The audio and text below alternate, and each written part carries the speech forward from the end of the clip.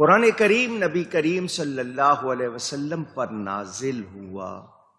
یہ جو ترتیب ہمارے پاس ہے یہ توقیفی ہے۔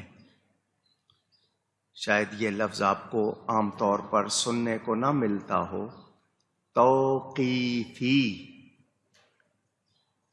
کیا مطلب؟ یہ خود سے نہیں لگائی گئی بلکہ اللہ کی طرف سے آئی ہے۔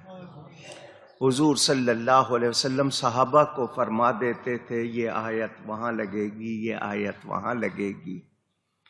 کچھ لوگ یہ کہتے ہیں یہ ترتیب تو بات کی ہے، ایسی بات نہیں۔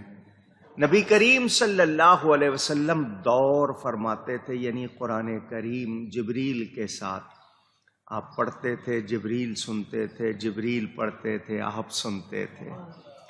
تو ترتیب حضور کے وقت میں خود حضور نے لگوائی ہے اللہ کے حکم سے، یہ توقیفی ہے، یہ بعد کی نہیں ہے۔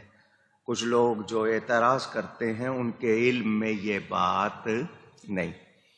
اور جس سال نبی پاک صلی اللہ علیہ وسلم نے پردہ فرمایا ہے اس سال 2 مرتبہ دور کیا ہے۔